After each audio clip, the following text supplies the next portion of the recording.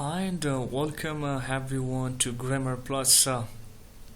Today we're gonna have a professional understanding of what parts of speech are, and today you're gonna understand the concept which you might have already not understood, which you might have already not seen on YouTube or other platforms. So today we're gonna have a very professional and expert level of understandings of what parts of speech are, and this is the reality which most of the teachers and most of the instructors on traditional levels do not teach. Our lesson is going to include today the basic information about parts of speech you might have not even heard before. Our lesson includes an expert guide on parts of speech. Our lesson includes a professional definition of parts of speech accepted globally and taught at top universities of the world, and new name of parts of speech that is mostly used by many grammarians and many book writers around the world, and the groups parts of speech is divided into, and much more. So let us start the lesson, everyone. Now, actually, let's see what actually is a parts of speech. In English, a parts of speech comes from the word system. Actually, in English, the word system, when we study the word system, the system of words, the making of words, how words are made, the alterations, changes to the word, the derivations, which word is from, derived from which word, and so on, and the class system of the words. Class system means the categorizing the words. Here is what we come to know the parts of speech.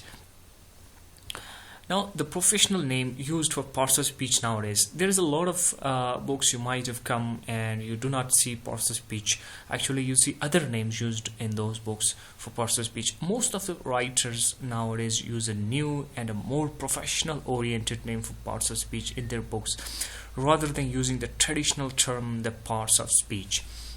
They use word classes. They use word class or word classes instead of parts of speech. So the new name or the professional name used in international and well recognized books is word classes.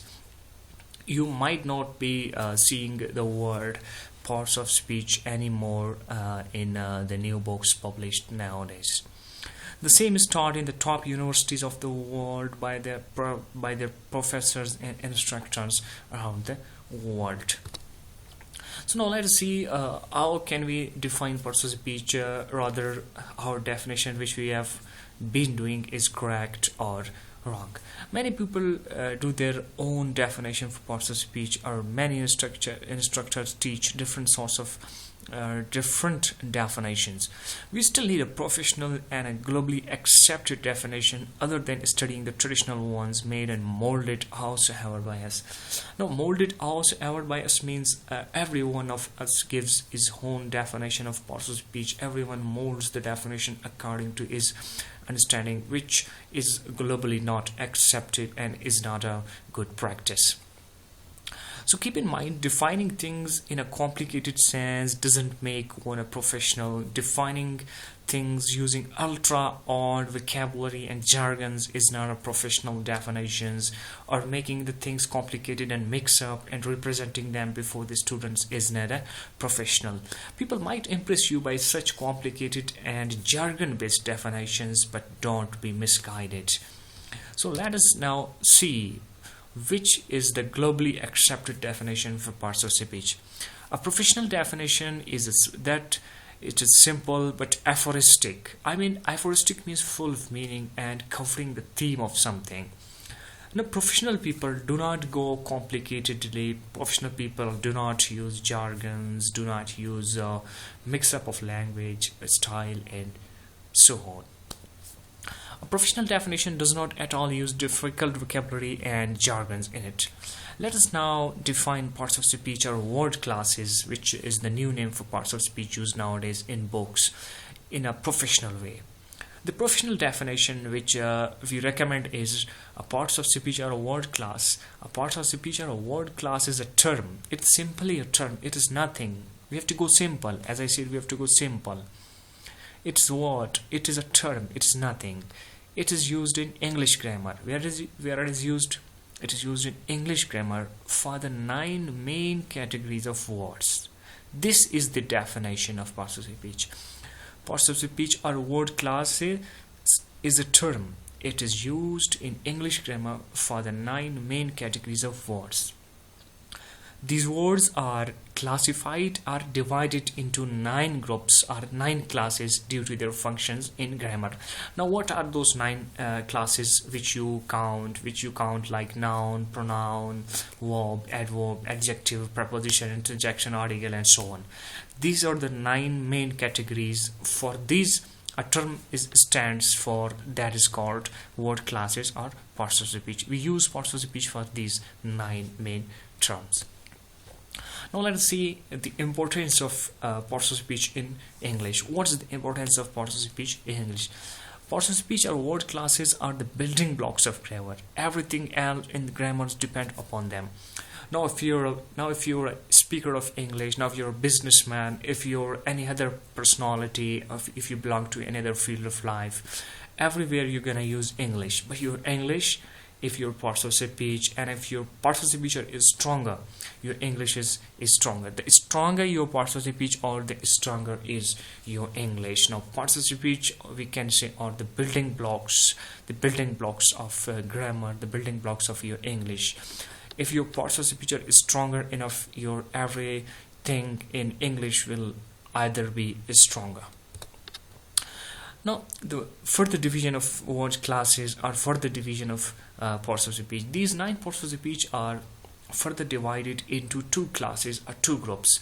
Now, this is a point which you might have not already heard, which you might have not already seen in other lectures or other instructions. I have not discussed this thing. But this is a very important thing. Nowadays, if you take a book and study it, you will probably see this. The first thing is open classes or open groups, and second thing is closed groups. Now the parts of speech is divided into 2 groups, the open groups and the closed groups. The open and the closed group each have their own characteristics. Now you can say there are other different characteristics, different traits and features for open groups, and different characteristic traits and features for closed groups. Now what are the open groups? The open groups or the open classes are nouns, verbs, adverbs, and adjectives. These are open parts of speech. Now what do we mean by open group, by open parts of speech? Let us see. The open classes and their characteristics are, the open classes readily accept new words. Now let's see the example. For example, a new device is invented. Someone invents a new device. We give it a name, and it becomes a noun. A name which has already ever not been used in grammar, a noun which hasn't been listed in the dictionaries. If you invent something, if someone makes one thing, invents one thing, discovers one thing and gives it one name, and that name is added in the dictionary, it means you can add new nouns to grammar, you can add new nouns to English. That means noun is a open thing. It is open. It accepts new words. Let's see further. For example, the word Google is a noun, but nowadays people use it as a verb. They say, I Googled about the news. Here the ed is added to Google to make it second form of the verb. In this way, new members are added into parts of speech. Apart from these characteristics and features, open groups have a lot of other features which you will learn in advanced lessons on this channel or on our books shared with you. Now what are closed classes and what are their characteristics and their traits? The closed classes are the pronouns, the preposition, the conjunction, interjection, and articles. The main difference is the closed classes do not readily accept new words. It means you cannot make a new preposition, you cannot bring up a new article, you cannot bring up an article or so on.